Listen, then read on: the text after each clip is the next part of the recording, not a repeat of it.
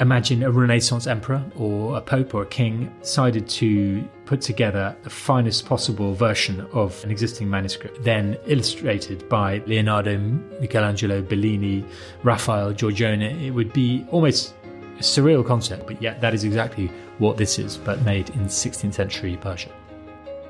Sotheby is the temporary custodian of some of the world's most rare, remarkable and coveted art and objects. In each episode, we'll be exploring the significance and journey of an extraordinary work told by those who know it best. This is The Specialist. On today's episode, we're diving into the legendary Shahnameh, the Persian Book of Kings, an epic poem composed of around 50,000 rhyming couplets that recounts the mythical and historical past of the Persian Empire. Benedict Carter tells the tale of how one remarkable version of the Shahnameh, containing 258 pictures, was split up, and takes us through to the spectacular record-setting sale of one of its illustrated folios. Having studied Arabic at both the universities of Jordan and Alexandria, Benedict is Sotheby's head of Islamic and Indian Art. He has travelled widely in North Africa, the Middle East and India, and works closely with museums and private collectors around the world. Let's join Benedict now with more. This single folio is just one page from a manuscript that would have reached over 759 pages in total. It's from a royal copy of the Persian Book of Kings, the Shahnameh, which is the greatest epic of Persian literature, composed by the poet Ferdowsi in the early 11th century. And this particular version was commissioned by Shah Ismail I, and then that commission carried on by his son Shah Tahmasp, who was only 10 when he ascended the throne in 1524. But it's a monumental achievement because it was profusely illustrated and illuminated by the greatest artists of the royal atelier over a period of 2 decades. It's a monumental achievement and one that we can't really compare with anything in the West. If you were to speak to any scholar of Islamic art, this is the zenith of Persian art in general. It's cut no corners. It's the royal artists working at the height of their powers, dedicated and committed to the production of one book over 20 years. We know who is involved only since the 1970s and early 1980s, when the manuscript was published in depth and studied in detail by the American scholar-collector Stuart Cary Welch and Martin Dixon, when the manuscript was owned by the American bibliophile Arthur A. Houghton Jr. Cary Welch and Dixon, they went through the whole manuscript identifying and making attributions to the royal artists who were working in the royal atelier in Iran in the Safavid period in the early 16th century. So this painting, for example, is attributed by Cary Welch to the artist Mirza Ali, who is one of the foremost artists of the period and whose style can be identified throughout the manuscript and in various other paintings. But of course, there's no colophon, so we don't know who the scribe is who wrote all this very finely executed text, or who the illuminators were, or the bookbinders, because producing an illustrated and illuminated manuscript, whether it's an epic tale like this or a Quran, it's a sort of multifaceted production.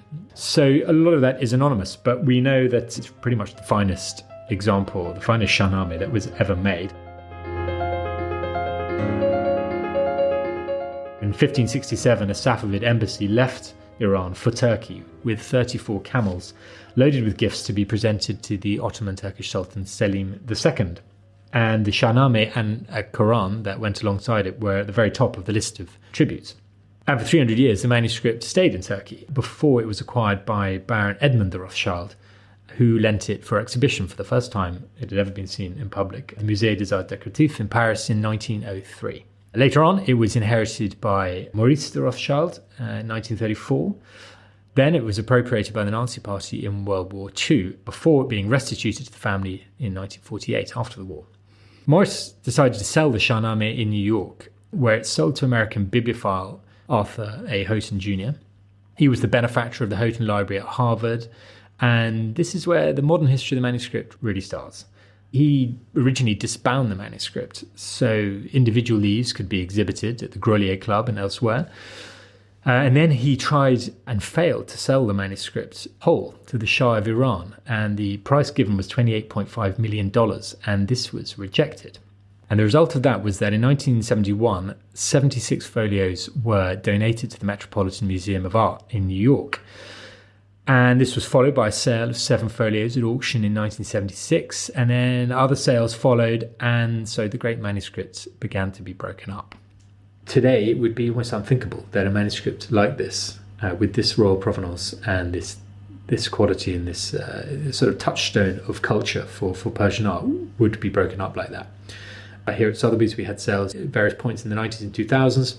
They were well participated by international museums. By entering the marketplace, they at least could be protected by these museums. They could be, housed in safety, as well as their marvels exhibited to the public for the first time since 1903. As for the leaves that are outstanding, over the course of the last 40 years, there have been various sales, and many have gone into museums. There are a dwindling amount left in private hands. I think we must be down to fewer than 10 by now. With that scarcity does come global demand. The most extraordinary chapter of the manuscripts journey was to take place in 1994. The Iranian government managed to swap a single painting by the abstract expressionist painter Willem de Kooning. The painting was his 1953 masterpiece, Woman 3, that had been acquired by the Empress of Iran, but in storage since the revolution in 1979. And they swapped it for the bulk of the Shahnameh, including its binding and 118 illustrated pages, save for those that had already been sold at auction or gifted to the Met. This exchange took place on the tarmac of Vienna Airport in a clean swap as part of a very complex deal that was organised by the legendary London art dealer Oliver Hoare. Interestingly enough, when Woman 3 was sold years later, having been in the collection of David Geffen, it became at the time the most expensive painting ever sold. So that was where the parent manuscript ended up today, back in Iran, some 500 years later. The folio in question is almost 50 by 30 centimetres, so it's quite large, but at its centre, taking up about 2/3 of the page, is a painting in gouache of roughly square format, but sprawling out into the whole page on the left-hand side. It's in superb condition, and at the top of the painting are 4 columns of neat text in Persian, handwritten, and that deals with the text of this particular scene, this particular story in the Shahnameh, which is, of course, a huge, long work composed by Firdausi in the early 11th century. The reverse of our folio has even more text and no illustration, just a text page, which will be dealing with the account of this particular scene in the epic tale. All in all, the appearance is extremely sumptuous, with the eye drawn to the extraordinarily finessed painting. It's a masterpiece of illustration, with incredibly fine detailing, executed with the finest small brushwork, including subtle use of gold to pick out some of the finer points of Rustam's attire. And it's worth mentioning all the little scenes of Persian natural beauty in the detail as well, such as the different species of birds, the partridge, pheasant, songbirds, resting on branches and rocks throughout the composition. The story depicted here is a mythical tale which deals with our hero Rustam in search of his horse Raksh. He finds him at dawn among the horses of the figure Afrasiab, who is the great enemy of the Persians. Raksh had gone missing after Rustam had been kidnapped by a demon, the Akvan Div, who, as we can see in this picture, shapeshifted himself into the form of a wild ass or an onager. In the end, Rustam succeeds in recovering his horse and also killing the Akvan Div, and this is the story written in the text around this painting. When I look at this painting, and I can really only say this, I think, about this painting and maybe 2 others that I've had the privilege to handle personally, is that you can just stare at it. The more you look at it, the more you see. You can sort of fall into this picture. The rocks on the left-hand side, the way that they're drawn, which look like coral, and they burst out of the painting's frame and spread out into the margins, which I think is something you see with this artist Mirza Ali in other paintings in the manuscript. But also just the composition in general, which is sort of in a 3-part triangular system with the horses on the right-hand side, Rustam and the rocky mountain crop in the middle, and then this wonderful sky. And then, you look further and you see that there's a tree stretching into the sky, and that's got all these songbirds sitting on it. And then you realise there's a stream which is slightly oxidised, but one of the horses is drinking from it, and there's a partridge on a rock. Some of the rocks are moulding into almost human or animal forms. You can just sort of get enveloped by it. It's a truly remarkable piece of drawing.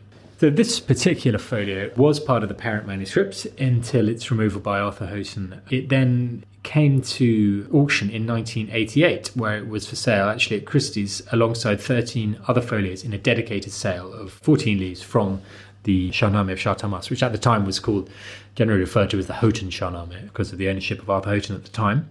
This leaf, I'd say, flicking through that catalogue, I think it's arguably the finest of those offered in that sale. This one was estimated at £150,000 to £200,000, which was a pretty huge sum in 1988. But it was brought by a private European collector for above estimate at £230,000. And it remained in their collection for over 30 years until it was consigned to us. You only have to look at it to see what a glorious example it is. So we felt that we needed to set new ground for this series of paintings. And so we placed an estimate of £4 to £6 million on it, which at that point had doubled any estimate we had set before. The sale took place in end of October 2022. And so from the moment we announced that we were selling this, it did garner a huge amount of publicity. The emergence of a great quality leaf like this brought attention not just to the sale and to this particular audio, but it kind of refocused interest and the story of the manuscript again. When it came to the auction itself, no huge amount of excitement can really ever tell you what's actually going to happen. I thought for a moment it was going to sell on the low estimate because it was going extremely slowly. You could hear a pin drop, but another buyer joined the battle, and little by little the potential buyers edged up and began trading bids, and the auctioneer eventually brought the hammer down, I think after about 25 minutes, at £6.8 million, which was beyond the high estimate and totaled £8.1 million with fees. And that made it the highest price achieved for any work on paper from the Islamic world, and that record remains today. The sale of this particular folio definitely raised the bar for extant leaves from this particular royal Shahnameh. From the 70s onwards, all those top museums in the West and the Islamic world who managed to acquire at least one illustrated folio. And of course, the issue of cultural heritage and patrimony is very much a hot topic in the art market at the moment. I think in this particular instance, it's rewarding to know that after 30 years since its first appeared at auction in 88, this work of art has now joined the collection of the Louvre Abu Dhabi. There it will be viewed by new generations of the public eager to learn about and be absorbed by this exceptional treasure.